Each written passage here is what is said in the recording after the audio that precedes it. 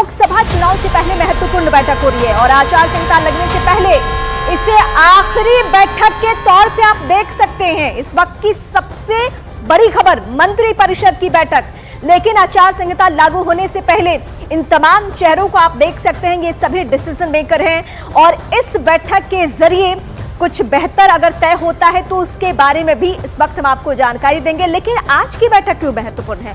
आज मंत्री परिषद की बैठक इसलिए महत्वपूर्ण है, संभवतः अगर अगले हफ्ते चुनाव की तारीखों का ऐलान हो जाए तो आचार संहिता लागू और उसके बाद ये बैठक नहीं होगी।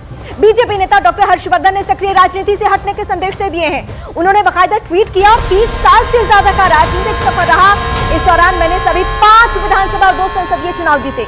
ये अपनी जर्नी के बारे में वो बता रहे हैं। पार्टी में सम्मानित पदों पर काम किया। उन्होंने कहा कि अब अपनी जड़ों की तरफ लौटना है। हर्षवर्धन का टिकट इस बार बीजेपी ने काट दिया है, जिसके बाद उनका ये ट्वीट आया है। दिल्ली के वो चेहरे जिनका एक के बाद एक टिकट कटा, जिसमें हर्षवर्धन भी वो चेहरा है। गौतम गंभीर भी राजनीति से संन्यास ले चुके हैं। 2024 के लिए मोदी की गारंटी वाले योद्धा मैदान में इस वक्त उतर चुके हैं। बीजेपी ने लोकसभा चुनाव के लिए 195 उम्मीदवारों की पहली लिस्ट कल जारी कर दी। इस लिस्ट में देश के अलग अलग वर्गों और समुदायों का बैलेंस तो दिखता ही है, महिलाओं की हिस्सेदारी भी पूरी मजबूती से हमें देखने को मिल रही है।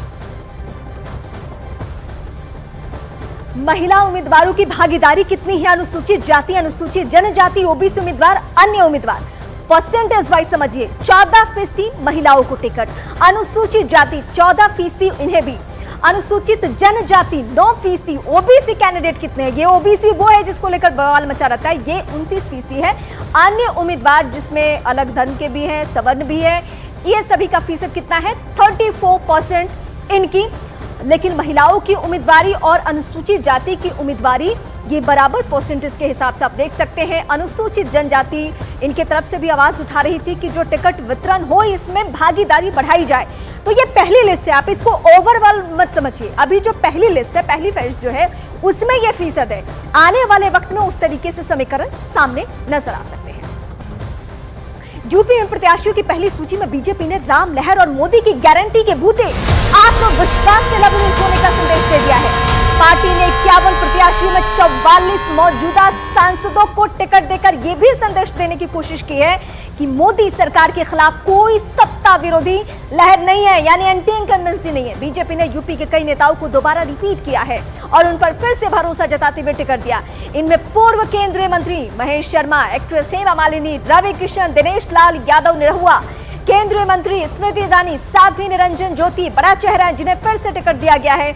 हालांकि कुछ चेहरों के टिकट भी कटे हैं, लेकिन इसका मतलब ये नहीं है कि एंटी इनकम्बेंसी। इसका मतलब ये भी है कि कुछ नए चेहरों को भी मौका देना था, जिसमें बांसुरी स्वराज वो है सुषमा स्वराज की बिटिया जिनको टिकट मिला है। इसके अलावा भी कई चेहरे ऐसे हैं जो संगठन के लिहाज से बेहतर काम बीते कुछ सालों में कर रहे थे और उन्होंने संगठन के प्रमुख चेहरों के सामने, जिसमें बीएल संदेश आप कह सकते हैं, जेपी नड्डा, इन सब के सामने दिखाया कि हाँ, पार्टी उन पे टिकट के लिहाज से भरोसा कर सकती है।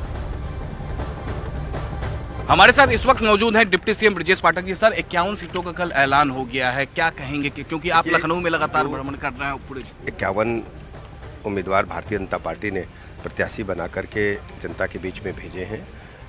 आप देखेंगे कि सभी प्रत्याशी प्रचंड बहुमत से जीत करके आ रहे हैं और इस समय उत्तर प्रदेश में माननीय प्रधानमंत्री नरेंद्र मोदी जी की गरीब कल्याण योजनाओं का जनता के बीच में बोलबाला है और जनता का आशीर्वाद मोदी जी के साथ है। पूरी तरह से प्रदेश की जनता मोदी में है। सभी सीटों पर बीजेपी ही जीतेगी। 4 नए चेहरों को इस बार मौका दिया गया है। सभी सीटों पर बीजेपी ही जीतेगी। और जिस तरीके से कांग्रेस के प्रदेश अध्यक्ष पूरी तरह से डिरेल्ड हैं, विपक्षी पार्टियां, उनके पास कहने के लिए कुछ बचा नहीं है।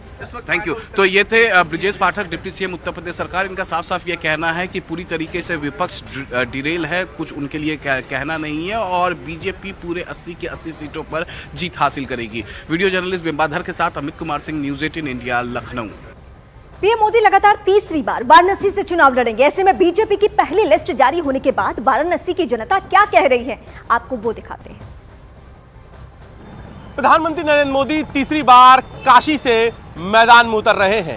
ऐसे में काशी का मिजाज क्या है, ये जानने के लिए हम हैं चाय की दुकान पर। प्रधानमंत्री तीसरी बार काशी से लड़ने जा रहे हैं, क्या माहौल हो? आज से सुबह से अड़ी से क्या चर्चा हो? बनारस वाले एकदम खुश हुआ, हाँ। और एकदम माहौल बनेले होंगे। इस बार भी मोदी जी के भारत के इतिहास में सबसे अधिक वोटों से जीते हैं। अच्छा, और तो ये क्या ये पिछली बार से रिकॉर्ड कुछ कम रही गुरु या रिकॉर्ड कुछ बढ़ी? पिछली बार से डबल रही है ना पानी। अच्छा, और बनारस में बड़ी हर्षोल्लास का माहौल हो हाँ। और बड़ा गर्वित महसूस कर रहे हैं हम लोग कि मोदी जी तीसरी बार सांसद होंगे बनारस। आप जलेबी खा रहे हैं, कहते हैं काशी की शुरुआत ही सुबह जो है जलेबी से होती है, पूरी कचौड़ी से होती है। तो चाचा क्या ये बार तीसरी बार कुछ बढ़िया वोट का गया या का रहल? तीसरी बार तो आ गए मोदी जी, बात तीसरी बार भी चुनाव लड़ रहे हैं काशी। 400 अच्छा 400 मोदी अच्छा, 400 प्लस। प्लस। बिल्कुल बिल्कुल 400 प्लस। अच्छा, क्या नाम है आपका? प्रकाश। तो आप भी जलेबी के क्या लग रहा है इस बार तीसरी बार मोदी जी काशी से लड़ने जा रहे हैं? बिल्कुल पार करेंगे इस बार। 400 पार करेंगे। तो क्या लगता है वैसे, क्या नाम है आपका? अजय कुमार। क्या लगता है जैसा आप कह रहे हैं? क्या कहना एकदम सत्य है। हाँ। बम बम बोल रहा है काशी। हर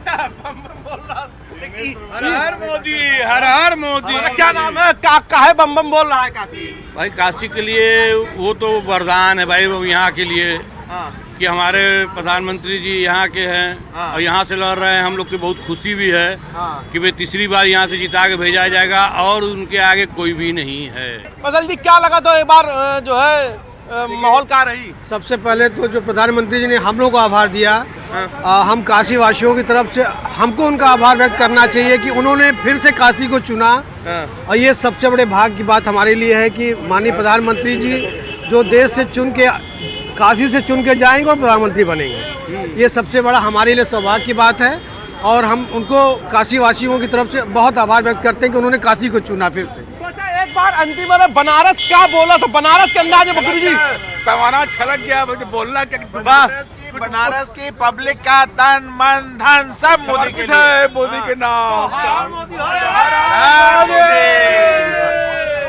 बनारस है, बनारस की अड़ियाँ हैं जहाँ से देश की सियासत तय होती है। और देश की सियासत जिस जगह से तय होती है वहाँ पर जैसे ही प्रधानमंत्री नरेंद्र मोदी के नाम का ऐलान हुआ उसके बाद वो क्या सोच रहा है, दिल क्या कह रहा है, जुबान क्या कह रही है, ये तमाम सारी जो बातें थी वो मैंने आपको बनारसियों की जुबानी सुनाई। और बनारस में प्रधानमंत्री नरेंद्र मोदी के नाम का ऐलान होने के बाद लगभग कमोवेश हर जगह ऐसा ही माहौल है।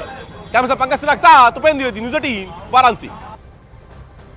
दिल्ली की स्थिति इस वक्त बताएंगे। दिल्ली की मौजूदा सांसदों में सिर्फ मनोज तिवारी अपना टिकट बचा पाए हैं। पार्टी ने मनोज तिवारी पर भरोसा जताते हुए उन्हें उत्तर पूर्वी दिल्ली से चुनावी मैदान में फिर उतारा है।